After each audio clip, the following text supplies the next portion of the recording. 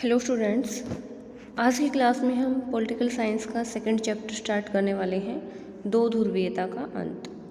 देखिए, जो दो ध्रुव बन गए थे देश, जो भी पावरफुल कंट्रीज थी, उन्होंने अपने अलग अलग ग्रुप बना लिए थे और उन्हीं को दो ध्रुवीयता का जो सिद्धांत है उसको कहा गया था। क्योंकि जब सेकेंड वर्ल्ड वॉर ख़त्म हुआ था 1945 में, तो उस टाइम पे जो भी कंट्रीज़ थी, जितने भी जो शक्तिशाली देश थे, पावरफुल कंट्रीज़ थे, वो सब अपना एक अलग ग्रुप उन्होंने बना लिया था। अब अगर हम बात करते हैं जापान की, तो जापान जो है वो पूरी तरह से उस टाइम पे बिखर चुका था।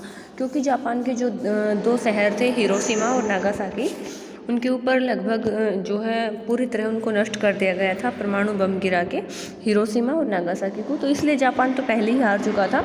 और इसके अलावा यूरोप और जो बाकी देश थे, वो भी ये जो सेकेंड वर्ल्ड वॉर हुआ था उसकी मार को अब तक झेल रहे थे। तो वो भी अभी जो है बहुत ही बिखरे हुए थे, पावरफुल कंट्रीज़ के रूप में नहीं उभर पाए वो देश। लेकिन अमेरिका और जो सोवियत संघ हैं, वो दोनों क्या हैं, विश्व की बड़ी शक्तियां बन गई थी। इसीलिए जो दो ध्रुव थे, जो पावर का केंद्र थे, शक्ति का जो केंद्र थे, वो दो देश थे, अमेरिका और सोवियत संघ। इसीलिए इसको क्या कहा गया है, दो ध्रुवीयता का सिद्धांत कहा गया था। दो ध्रुव बन गए थे देश जो थे पावरफुल कंट्रीज, सोवियत संघ और अमेरिका। ठीक है, ये दोनों जो है बहुत ही पावरफुल कंट्रीज थी उस टाइम पे। क्योंकि बाकी कंट्रीज क्या थी, सेकेंड वर्ल्ड वॉर की मार को अब तक नहीं झेल पाई थी, उसी से वो जूझ रहे थे। तो इस वजह से अब हमने जो फर्स्ट चैप्टर में पढ़ा था शीत युद्ध के बारे में, उसमें पढ़ा था कि दो ध्रुवीय विश्व का आरंभ कैसे हुआ था। तो वो मैंने अभी आपको बता दिया है कि जब सेकेंड वर्ल्ड वॉर ख़त्म हुआ था तो किस टाइप की सिचुएशन बन गई थी, और उस वजह से दो गठबंधन हुए थे। एक पश्चिमी गठबंधन हुआ था। पश्चिमी गठबंधन जो है अप्रैल 1945 में जो नॉर्थ अटलांटिक संधि हुई थी, जो ट्रीटी हुई थी, उत्तर अटलांटिक संधि जो है, नाटो की स्थापना इसमें की गई थी। और इसमें कितने देश शामिल थे, 12 देश शामिल थे। ये सारी चीज़ें हम फर्स्ट चैप्टर में पढ़ चुके हैं। और जो पश्चिमी गठबंधन है उसमें यूरोप और नॉर्थ अमेरिका के देश मिले हुए थे। और इसके अलावा जो पूर्वी गठबंधन था वो कौन था, सोवियत संघ के जो देश थे वो थे उसमें शामिल। और ये कैसे बना था, वारसा संधि से बना था। ठीक है, वारसा संधि, हमने ये सारी चीज़ें पिछले चैप्टर में पढ़ ली हैं, लेकिन ये वाला चैप्टर पढ़ने से पहले उनका रिवीजन बहुत ही ज़रूरी है, इसलिए मैं आपको बता रही हूँ। जो वारसा संधि है वो 1955 में हुई थी। तो इससे जो देश थे, जो पावरफुल कंट्रीज़ थी, उनका एक अलग गठबंधन बन गया था सोवियत संघ के नाम से। तो इस तरीके से दो ध्रुव बन गए थे, एक कौन सा, पश्चिमी संगठन बन गया था, दूसरा पूर्वी संगठन बन गया था। पश्चिमी संगठन के देशों को जो है नाटो कहा गया था, और जो पूर्वी संगठन होता था उन देशों को क्या कहा गया था, सोवियत संघ कहा गया था। इसके बाद देखिए इस चैप्टर की शुरुआत करते हैं। शीत युद्ध के सबसे सरगर्म दौर में बर्लिन दीवार खड़ी की गई, और यह दीवार शीत युद्ध का सबसे बड़ा प्रतीक थी। 1989 में पूर्वी जर्मनी की आम जनता ने इस दीवार को गिरा दिया। इस नाटकीय घटना के बाद और भी नाटकीय तथा ऐतिहासिक घटनाक्रम सामने आए। अब देखिए हम बात करते हैं बर्लिन की। 1945 में जब सेकेंड वर्ल्ड वॉर ख़त्म हुआ था तो उस टाइम पे बर्लिन के ऊपर 4 देशों का शासन होता था। जब 1945 में सेकेंड वर्ल्ड वॉर ख़त्म हुआ था तो उस टाइम पे बर्लिन के ऊपर 4 देशों का शासन होता था। और वो 4 देश कौन कौन से थे, सोवियत संघ, अमेरिका, ब्रिटेन और फ्रांस। अब उन्होंने बर्लिन को अपने अपने अलग अलग सेक्टर्स में डिवाइड कर रखा था, वो इसके ऊपर अपना शासन करते थे। लेकिन 1948 में एक अलग देश बनाने की मांग उठी, वेस्ट जर्मनी के नाम से। लेकिन जो स्टालिन होते थे उनका पश्चिमी क्षेत्र के ऊपर अधिकार था। उन्होंने मना कर दिया कि हम जो नई कंट्री है, अलग देश वेस्ट जर्मनी नहीं बनाएंगे। और उन्होंने क्या किया, जो पश्चिमी बर्लिन का पार्ट था उसको जर्मनी से अलग रखा। इसके बाद जो है उनके बीच में लगातार एक तरीके से हम कह सकते हैं संघर्ष चलते रहे। और 13 अगस्त 1961 को 13 अगस्त 1961 को पूर्वी जर्मनी में एक दीवार का निर्माण शुरू किया गया बर्लिन के अंदर। उसी के बारे में हम पढ़ रहे हैं अभी।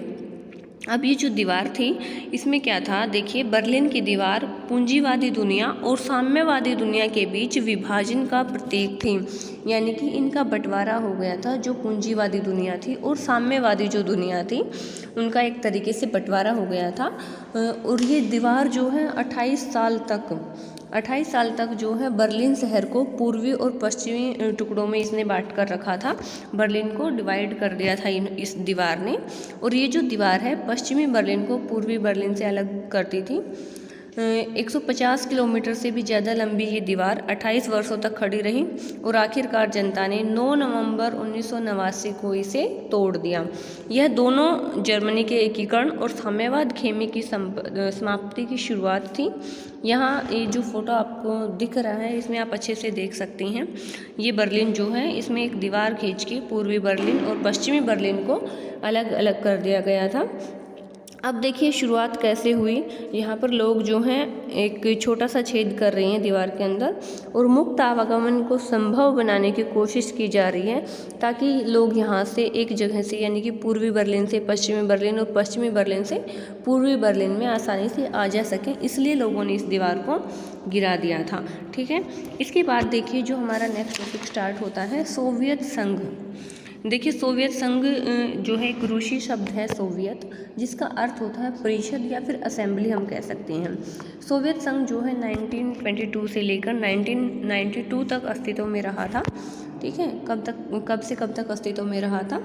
1922 से लेकर 1992 तक, 1922 से लेकर 1992 तक जो है सोवियत संघ बना रहा। और सोवियत का शब्द जो सोवियत शब्द है उसका अर्थ क्या है? परिषद या फिर असेंबली। अब देखिए जो सोवियत प्रणाली थी वो क्या थी? समाजवादी सोवियत गणराज्य यानी कि USSR, union of Soviet socialist republics, USSR की फुल फॉर्म है। अब देखिए जो USSR है रूस में हुई 1917 की समाजवादी क्रांति के बाद अस्तित्व में आया था। देखिए 1917 में रूस में एक समाजवादी क्रांति हुई थी, उसके बाद USSR जो है सामने आया। USSR क्या है? Union of Soviet socialist republics. अब ये जो क्रांति है ये पूंजीवादी व्यवस्था के विरोध में हुई थी और समाजवाद के आदर्शों और समतामूलक समाज की जरूरत से प्रेरित थी। यह मानव इतिहास में निजी संपत्ति की संस्था को समाप्त करने और समाज को समानता के सिद्धांत पर सचेत रूप से रचने में एक बहुत बड़ी कोशिश थी। यानी कि समानता का यहाँ पर जो है इक्वलिटी जो है उसको लाने की पूरी कोशिश की गई थी। ऐसा करने में सोवियत प्रणाली के निर्माणकर्ता जो थे उन्होंने राज्य और पार्टी की संस्था को महत्व दिया था, ज़्यादा इम्पोर्टेंस उन्होंने दिया था।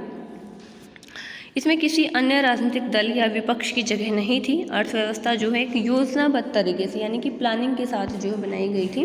इसमें जो है प्रणाली जो थी इसमें धुरी कम्युनिस्ट पार्टी थी उसको जो है बनाया गया था। इसके बाद देखिए इसमें इम्पोर्टेंस किसका हो जाता है, ये देखिए जो व्लादिमीर लेनिन हैं उनके बारे में देखते हैं। ये कौन थे? जो व्लादिमीर लेनिन थे वो सोवियत संघ के एक लीडर होते थे। 1870 से लेकर 1924 तक इनका वर्णन मिला है। बोल्शेविक कम्युनिस्ट पार्टी के संस्थापक ये थे और 1917 की जो रूसी क्रांति हुई थी उसके नायक भी रहे हैं। और क्रांति के बाद का जो मुश्किल दौर था 1917 से लेकर 1924 तक का जो टाइम पीरियड था उसमें सोवियत समाजवादी गणराज्य के संस्थापक रहे हैं और अध्यक्ष रहे हैं। मार्क्सवाद के असाधारण सिद्धांतकार और उसे अमली जामा पहनाने के जो महारथी थे वो भी कौन थे? व्लादिमीर लेनिन थे।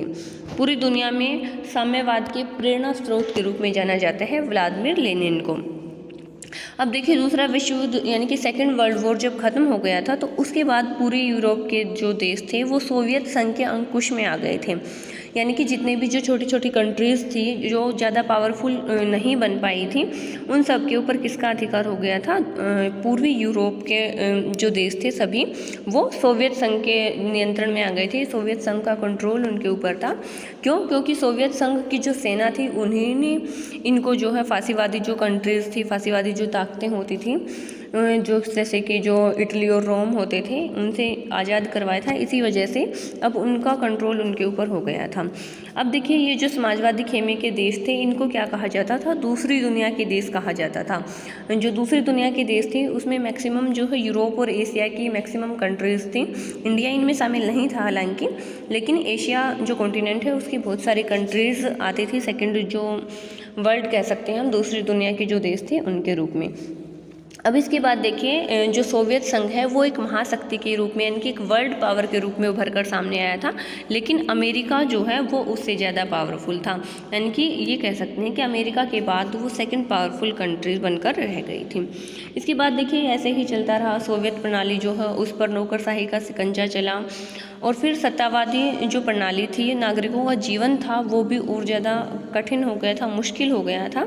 अब ये जो सोवियत संघ था, सोवियत जो प्रणाली थी, इसके अंतर्गत जो है 15 गणराज्य थे और वो 15 गणराज्य कौन से थे, जो स्वयं अपने ऊपर शासन चलाते थे, यानी कि किसी का कंट्रोल उनके ऊपर नहीं था। तो वो जो 15 गणराज्य थे उन्होंने मिलकर ही ये सोवियत संघ बनाया था। लेकिन पार्टी ने जनता की इस इच्छा को नहीं पहचाना। कौन सी इच्छा को? कि उनके ऊपर अपना खुद का शासन हो, वो किसी के कंट्रोल में काम नहीं करेंगे। सोवियत संघ के नक्शे में रूस संघ के 15 गणराज्यों में से ही एक था, लेकिन जो रूस था वो उनके कंट्रोल में नहीं आता था। रूस अपना जो डिसीजन होता था, जो पावर का कंट्रोल होता था, वो रूस के पास खुद से ही था, अपने हाथों में ही उसने लेके रखा हुआ था। अब देखिए जो सोवियत संघ है वो प्रौद्योगिकी यानी कि टेक्नोलॉजी के मामले में पीछे रह गया था, और जो बुनियादी ढांचा है जैसे कि परिवहन और ऊर्जा है उसके मामले में भी जो वेस्टर्न कंट्रीज़ थी, पश्चिमी देश थे, उनकी तुलना में पीछे रह गया था। लेकिन सबसे बड़ी बात ये थी कि सोवियत संघ अपने नागरिकों की जो राजनीतिक और आर्थिक आकांक्षाएं थी उनको भी पूरा नहीं कर पा रहा था। देखिए जो सोवियत संघ है वो एक पावरफुल यूनियन के रूप में उभरा, लेकिन बाद में क्या हुआ, धीरे धीरे वो कमज़ोर होने लगा था। क्यों? क्योंकि सबसे पहली बात तो वो टेक्नोलॉजी में आगे नहीं बढ़ पाया। दूसरा क्या था कि जो उसके नागरिक थे, देश के जो नागरिक थे, उनकी जो आकांक्षाएं थी, जो उम्मीदें थी कि जो सोवियत संघ है, छोटी छोटी कंट्रीज़ को मिला के एक बड़ा संघ बनाया गया है, तो ये क्या होगा, पूरे वर्ल्ड में एक पावरफुल यूनियन के रूप में उभर कर सामने आएगा। लेकिन ऐसा नहीं हो पाया, जिसकी वजह से जो वहाँ की जनता थी वो नाराज़ थी, उनसे निराश हो गई थी। सोवियत संघ ने 1979 में अफ़गानिस्तान के मामलों में इंटरफेयर किया, जिसकी वजह से उनकी जो व्यवस्था थी वो भी कमज़ोर हो गई थी। अब जो सोवियत संघ के लोग थे वो तो कठिन परिश्रम कर रहे थे, उन्होंने उत्पादकता यानी कि जो प्रोडक्टिविटी थी उसको भी बढ़ाया और टेक्नोलॉजी को भी वो कोशिश कर रहे थे कि ज़्यादा से ज़्यादा यूज़ किया जाए, लेकिन टेक्नोलॉजी उनके पास नहीं थी, वो डेवलप नहीं कर पाए इन चीज़ों को। इसी वजह से उनका जो इम्पोर्ट था वो भी जो है बढ़ रहा था और एक्सपोर्ट कम हो रहे थे। अगर देखिए किसी भी कंट्री के इम्पोर्ट्स बढ़ रहे हैं, आयात बढ़ रहे हैं, और उनके जो है अगर उनके इंपोर्ट बढ़ रहे हैं और एक्सपोर्ट कम हो रहे हैं, तो इसका मतलब उनकी इकोनॉमी जो है पीछे जा रही है, वो इकोनॉमिक रूप से लड़खड़ा गए हैं, वो आगे नहीं बढ़ पा रहे हैं। 1970 के दशक में क्या हुआ था कि उनकी जो इकोनॉमिक कंडीशन थी बिल्कुल ही ख़राब हो गई थी, और जो उनका पावरफुल बनने का सपना था वो लगभग रुक गया था। इसके बाद देखिए गोर्बाचेव और सोवियत संघ का विघटन। देखिए गोर्बाचेव जो है वो मिखाइल गोर्बाचेव उनका पूरा नाम है, और वो पूर्व सोवियत संघ के राष्ट्रपति होते थे। इनको शांति का नोबेल प्राइज़ भी मिला है। किनको मिला है? मिखाइल गोर्बाचेव को, जो कि सोवियत संघ के राष्ट्रपति होते थे। 1980 के दशक में उन्होंने जो है सोवियत संघ की कम्युनिस्ट पार्टी के महासचिव उनको चुना गया। उन्होंने कहा था कि मैं देश में सूचना और प्रौद्योगिकी यानी कि इंफॉर्मेशन टेक्नोलॉजी जो है उसमें बहुत बड़ी क्रांति लाऊंगा, उसमें बहुत सारे सुधार जरूरी हैं, और जो पश्चिमी देशों के साथ संबंध हैं उनको भी सामान्य बनाने की कोशिश की जाएगी। इस तरीके के बहुत से वादे गोर्बाचेव ने जो है जनता के साथ किए थे। अब उन्होंने कुछ डिसीजन भी लिए, वो कर भी रहे थे। अपना जो उन्होंने वादा किया था उसको पूरा करने की कोशिश में वो लगातार लगे हुए थे, लेकिन फिर भी वो जो सोवियत संघ के ऊपर जो दबाव था एक तरीके से जनता का, उसको कम नहीं कर पाई, क्योंकि जनता को लग रहा था कि जो डेवलपमेंट, जो विकास होना चाहिए, जो हम पावरफुल बनने की होड़ में लगे हुए हैं, वो हम नहीं कर पा रहे हैं। इसीलिए जनता ने उनका विरोध करना शुरू कर दिया था। सोवियत संघ के बाहर हो रहे इन सारे परिवर्तनों के साथ अंदर भी बहुत सारे संकट हो गए थे, और सोवियत संघ के विघटन की गति जो है तेज़ हो गई थी। यानी कि जो सोवियत संघ एक संघ बन गया था, एक यूनियन बन गई थी, वो अलग अलग पार्ट में जो है टूटने के कगार पर था।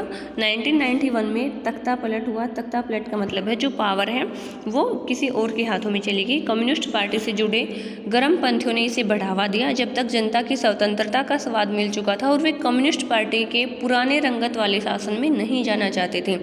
यानी कि वो क्या चाहते थे? फ्रीडम चाहते थे पूरी तरीके से। और वो अपना फ्रीडम भरा जो जीवन है वो स्पेंड करना चाहते थे। जो है येल्त्सिन ने तख्ता पलट के विरोध में बहुत ही बड़ी महत्वपूर्ण भूमिका निभाई थी। अब देखिए यहाँ पर जो है एक बहुत ही फेमस व्यक्ति का जिक्र किया हुआ है, सोवियत संघ के नेता होते थे जोसेफ स्टालिन। जोसेफ स्टालिन का हमने पहले भी जिक्र किया था। उन्होंने बर्लिन में क्या किया था, जो जर्मनी एक नया वेस्ट जर्मनी एक कंट्री बनाने की डिमांड उठी थी, उसका विरोध किया था जोसेफ स्टालिन ने। लेनिन के उत्तराधिकारी होते थे ये, और सोवियत संघ के मजबूत बनने के दौर में इन्होंने नेतृत्व किया था। औद्योगिकरण को तेजी से बढ़ाया और खेती का बलपूर्वक सामूहिकीकरण किया। दूसरे विश्व युद्ध में जीत का श्रेय भी इनको जाता है। और 1930 के दशक में भयानक आतंक, पार्टी के अंदर अपने विरोधियों को कुचलने और तानाशाही रवैये के लिए इनको जिम्मेदार ठहराया जाता है। देखिए, तानाशाही का मतलब होता है कि वो सिर्फ अपने डिसीजन जनता के ऊपर थोपेंगे, उनको इस चीज़ से कोई लेना देना नहीं है कि जनता क्या चाहती है, उनकी डिमांड क्या है। अब देखिए, वो सोवियत संघ के साथ ही रहना चाहते थे, जितने भी सोवियत संघ के अंदर कंट्रीज थी।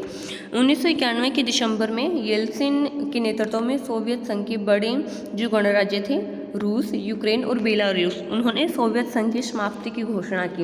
यानी कि उन्होंने ये घोषणा कर दी, उन्होंने ये डिसीजन ले लिया कि जो सोवियत संघ है हम उसको डिवाइड कर देंगे, उसके अलग अलग टुकड़े कर देंगे, हम सोवियत संघ को बनाकर नहीं रखेंगे। जो एक यूनियन उनकी बनी थी यूएसएसआर को, उसको विघटित कर देंगे। अब ये घोषणा किसने की थी? जो रूस, यूक्रेन और बेलारूस है, उन्होंने इसकी घोषणा की थी। ठीक है, इसके बाद देखिए, कम्युनिस्ट पार्टी जो है वो प्रतिबंधित हो गई और परवर्ती सोवियत गणराज्य जो थे, उन्होंने पूंजीवाद और लोकतंत्र को अपना अधिकार बनाया। अब उन्होंने जब पूंजीवाद और लोकतंत्र को चुना, तो सोवियत जो गणराज्य के विघटन की घोषणा है, उसकी वजह से स्वतंत्र राज्यों के राष्ट्रकुल यानी कि कॉमनवेल्थ ऑफ इंडिपेंडेंट स्टेट्स का गठन बाकी गणराज्यों, खासकर मध्य एशियाई गणराज्यों के लिए बहुत ही आश्चर्यचकित था। वे गणराज्य अभी स्वतंत्र राज्यों के राष्ट्रकुल से बाहर थे। इस मुद्दे को तुरंत हल कर लिया गया, इन्हें राष्ट्रकुल का संस्थापक सदस्य बनाया गया। रूस को सोवियत संघ का उत्तराधिकारी राज्य स्वीकार किया गया। रूस को सुरक्षा परिषद में सोवियत संघ की सीट मिली, यानी कि जो पावर सोवियत संघ के पास थी वो किसको दे दी गई? रूस को दे दी गई। रूस को सुरक्षा परिषद में सोवियत संघ की सीट मिली और सोवियत संघ ने जो अंतर्राष्ट्रीय करार और संधियां की थी, उन सबको निभाने का जिम्मा अब किसको दे दिया गया? रूस को दे दिया गया। सोवियत संघ के विघटन के बाद के समय में पूर्ववर्ती गणराज्यों के बीच एकमात्र परमाणु शक्ति संपन्न देश कौन सा था? रूस था। यानी कि उस टाइम पे एक ही देश ऐसा था जो परमाणु शक्ति से संपन्न था, उसके पास परमाणु शक्ति थी और जिसकी वजह से वो एक पावरफुल कंट्री के रूप में उभर सकता था। अब देखिए, जो सोवियत संघ के नेता थे, जो दूसरे नेता जो बने निकिता क्रुश्चेव, उन्होंने सोवियत संघ के राष्ट्रपति स्टालिन की नेतृत्व शैली के आलोचक थे वो, और 1956 में उन्होंने कुछ सुधार लागू किए। पश्चिम के साथ शांतिपूर्ण जो सह अस्तित्व का सुझाव उन्होंने रखा। हंगरी के जन विद्रोह के दमन और क्यूबा के मिसाइल संकट में निकिता क्रुश्चेव जो है वो शामिल थे। क्यूबा के मिसाइल संकट के बारे में हमने पहले चैप्टर में पढ़ा था कि किस तरीके से क्यूबा को जो है मिसाइल, वहाँ पर एक मिसाइल क्राइसिस हुई थी, मिसाइल का संकट वहाँ पर उनके सामने आ गया था। अब देखिए, सोवियत संघ का विघटन क्यों हुआ? विश्व की दूसरी सबसे बड़ी महाशक्ति कैसे बिखर गई? देखिए, दूसरी बड़ी महाशक्ति थी क्योंकि पहली तो अमेरिका थी। हमने पढ़ा था अभी कि जो सोवियत संघ है वो अमेरिका के बाद दूसरी पावरफुल जो है एक तरीके से कह सकते हैं कंट्री थी। फिर सोवियत संघ और साम्यवाद के अंत को समझने के लिए जो कुछ क्वेश्चन उठते हैं कि किस तरीके से जो ये साम्यवादी व्यवस्था थी, जो सोवियत संघ बना, वो किस तरीके से अलग हुआ। तो उसका पहला कारण क्या है? देखिए, जो उसका पहला कारण है कि सोवियत संघ की राजनीतिक आर्थिक संरचनाएं अंदरूनी रूप से कमज़ोर हो गई थी। वो लोगों की आकांक्षाओं को पूरा नहीं कर पा रहे थे, जो सोवियत संघ के पतन का एक कारण बना था। तो पहला कारण क्या था कि जो सोवियत संघ है वो आर्थिक और राजनीतिक रूप से बिल्कुल बिखर गया था। उनकी प्रजा, उनकी जनता की जो आकांक्षाएं थी, जो उनकी उम्मीदें थी, उनको पूरा नहीं कर पा रहा था। इसके बाद दूसरा कारण क्या था कि कई सालों तक अर्थव्यवस्था गतिरोध रही। इससे उपभोक्ता वस्तुओं की बड़ी कमी हो गई और सोवियत संघ की आबादी का एक बड़ा हिस्सा अपनी राज व्यवस्था को शक की नज़र से देखने लगा और उस पर खुलेआम सवाल खड़े करने उन्होंने शुरू कर दिए।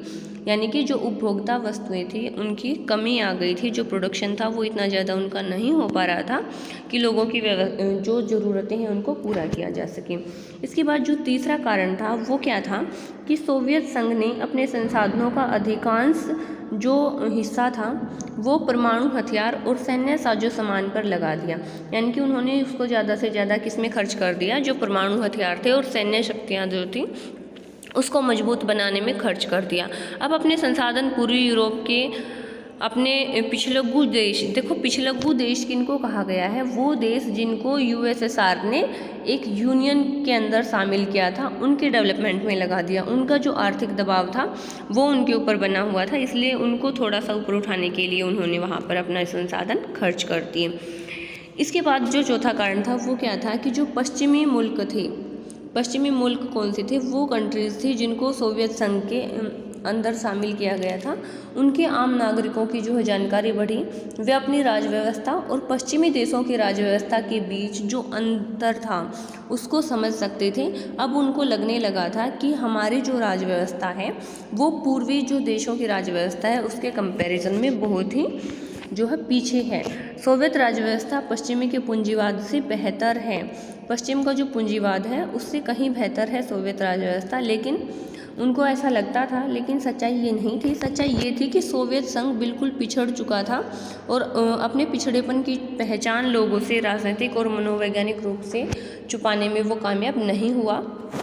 इसके बाद अगला कारण क्या था कि जो यूएसएसआर है, सोवियत संघ है, उसका विघटन हो गया।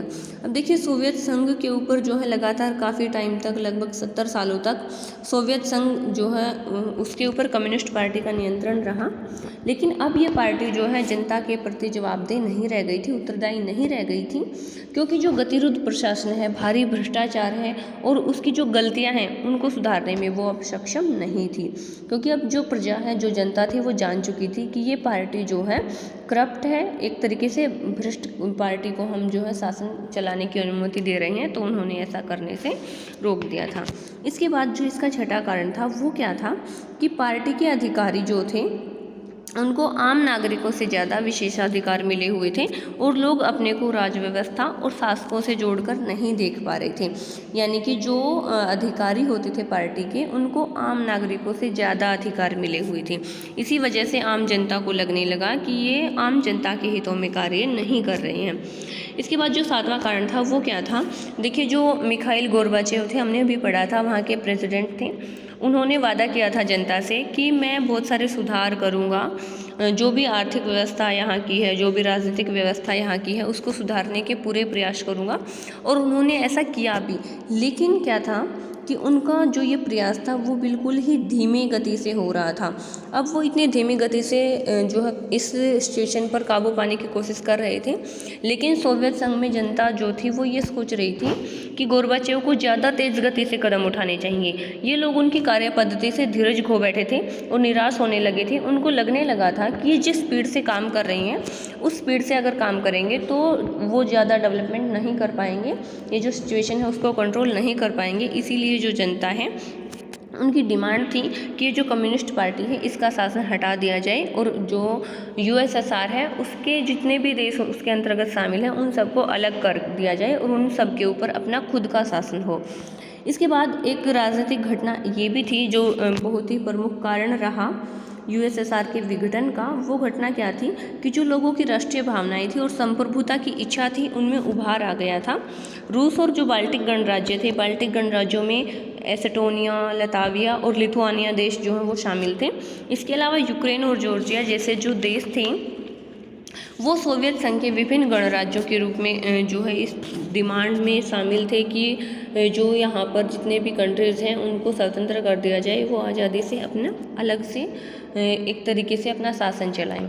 तो ये जो राष्ट्रीयता और संप्रभुता का विचार लोगों के मन में आ रहा था वो एक तात्कालिक कारण बना था उस समय यूएसएसआर के विघटन का, ठीक है, राष्ट्रीयता और संप्रभुता। देखिए इससे पहले वाला जो पेज था इसमें इंपॉर्टेंट डेट्स दे रखी हैं, इनको हम बाद में डिस्कस करेंगे क्योंकि अभी हम इन सारी डेट्स को हमने नहीं पढ़ा है। जब हम इन सारी डेट्स को पढ़ लेंगे तो हम इसको समझ सकते हैं आसानी से। इसके बाद देखिए विघटन की परिणतियाँ क्या थी। जो सोवियत संघ की दूसरी दुनिया और पूर्वी यूरोप की साम्राज्यवादी व्यवस्था के पतन के परिणाम विश्व राजनीति के लिहाज से गंभीर रहे। इससे मोटे तौर पर 3 प्रकार के दूरगामी परिवर्तन हुए। अब वो 3 दूरगामी परिवर्तन कौन कौन से थे, तो देखिए सबसे पहले तो हम जिक्र करते हैं कि जो दूसरी दुनिया के पतन का एक परिणाम शीत युद्ध के दौर के संघर्ष की समाप्ति में हुआ। समाजवादी प्रणाली पूंजीवादी प्रणाली को पछाड़ पाएगी या नहीं, यह विचारधारात्मक उनकी जो सोच थी उसमें अब कोई खास मुद्दा नहीं रह गया था। शीत युद्ध के इस विवाद ने दोनों गुटों की सेनाओं को उलझाया था। हथियारों की तेज होड़ शुरू हो गई थी। परमाणु हथियारों के संचय को बढ़ावा दिया जाने लगा था। विश्व को सैन्य गुटों में बांट दिया गया था। शीत युद्ध के समाप्त होने से हथियारों की होड़ भी समाप्त हो गई और एक नई शांति की संभावना का जन्म हुआ। देखिए सबसे पहले तो क्या था कि सभी में होड़ लगी हुई थी कि मेरे को पावरफुल कंट्री के रूप में सबसे जो है एक वर्ल्ड पावर के रूप में उभर कर आना है। लेकिन जब जो शीत युद्ध खत्म हुआ, सेकेंड वर्ल्ड वॉर खत्म होने के बाद जो शीत युद्ध चला, उसके भी खत्म होने के बाद जो है एक ऐसी संभावना लोगों में जन्म लिया, एक संभावना ने कि शांति की व्यवस्था भी बनाकर रखी जा सकती है। ये जो हथियारों की होड़ है, परमाणु हथियारों को जोड़ने की, इसका कलेक्शन करके रखने की जो होड़ है, इसको ख़त्म करके हम शांतिपूर्वक भी रह सकते हैं। इसके बाद दूसरा रीज़न ये था कि विश्व राजनीति में शक्ति संबंध बदल गए थे और इस कारण विचारों और संस्थाओं के आपेक्षिक प्रभाव में भी बदलाव आया। शीत युद्ध के अंत के समय केवल 2 संभावनाएं थी और वो 2 संभावनाएं कौन सी थी कि एक तो ये थी कि या तो बची हुई महाशक्ति का दबदबा रहे और या फिर एक ध्रुवीय विश्व बने। लेकिन इसके अलावा जो तीसरी सिचुएशन थी वो ये थी कि जो है बहुध्रुवीय विश्व बनेगा, जहाँ पर किसी एक देश का बोलबाला नहीं होगा। ऐसा लेकिन हुआ क्या था, रियल में ये हुआ कि अमेरिका जो है एक वर्ल्ड पावर के रूप में उभर कर आया और जो प्रतिष्ठा की शय पाने में जो अमेरिका है उसकी पूंजीवादी अर्थव्यवस्था अंतर्राष्ट्रीय स्तर पर एक प्रभुत्व शक्तिशाली अर्थव्यवस्था बनी। अमेरिका में देखिए विश्व बैंक और अंतर्राष्ट्रीय मुद्रा कोष 2 संस्थाएं थीं। इनकी वजह से देश जो है और भी ज़्यादा पावरफुल बन गया और जो दूसरे देश हैं उनके लिए भी जो है इन्होंने काम किया, इनके लिए भी उन्होंने सलाहकार जो है एक तरीके से ये बन गई थी। इसके बाद जो तीसरा रीज़न था वो ये था कि सोवियत खेमे के अंत का एक अर्थ था नए देशों का उदय होना। इन सभी देशों की स्वतंत्र पहचान और पसंद है। इनमें से कुछ देश खासकर बाल्टिक और पूर्वी यूरोप के देश यूरोपीय संघ से जुड़ना और उत्तर अटलांटिक संधि संगठन यानी कि नाटो का हिस्सा बनना चाहते थे और मध्य एशियाई देश अपनी विशिष्ट भौगोलिक स्थिति का फ़ायदा उठाना चाहते थे। इन देशों ने रूस के साथ अपने रिश्ते जो है वो मजबूत किए और पश्चिमी देशों जैसे कि अमेरिका, चाइना, इन सभी देशों के साथ अपने संबंध बनाए और इस तरीके से अंतर्राष्ट्रीय फलक पर कई नई खिलाड़ी सामने आए। हर एक के हित, पहचान और आर्थिक राजनीतिक समस्याएं अलग थी। अब देखिए क्या हुआ कि जो सोवियत खेमे का अंत हो जाना था उसका मतलब ये था कि नए देशों का उदय होगा। जो सोवियत संघ के अंदर जितने भी देश हैं वो अलग हो जाएंगे और अलग अपनी पहचान बनाएंगे। इस वजह से भी क्या हुआ था, यूएसएसआर का विघटन हो गया था। आज की क्लास में हम यहाँ तक ही करेंगे। जो नेक्स्ट हमारे टॉपिक्स हैं वो हम नेक्स्ट क्लास में डिस्कस करेंगे। उम्मीद करती हूँ कि आपको यहाँ तक समझ में आया होगा। Thank you, have a good day.